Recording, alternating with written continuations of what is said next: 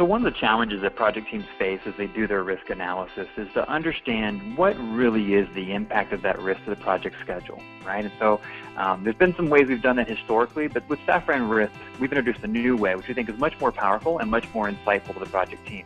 So what are we talking about? Well, we'll go ahead and do a risk analysis here, right? So we've done our risk analysis, and we have our distribution graph, which shows us kind of a range of outcomes, right? Standard information we've all seen before and we're comfortable with, right?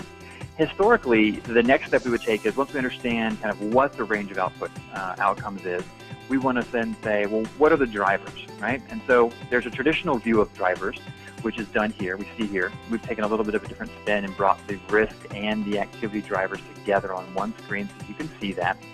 And while it's insightful, it's often challenging to really explain this in the organization, right? They see this, they see the bars, and they want to put some numbers against it, right? Unfortunately, the best number we have is this correlation metric, right? Because that's really what we're doing here. We're measuring the correlation between either the risk and the project finish or an activity and the project finish, right?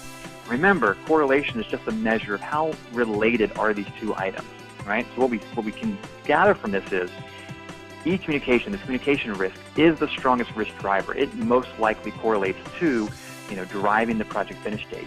But it doesn't give us insight into what is the cost and schedule impact. It just says, yep, it's a driver, right? And organizations struggle with this. I've seen many risk teams and project teams trying to communicate what this chart means to an executive, and the executive kind of focuses in on that number and says, well, 0.65, what does that represent?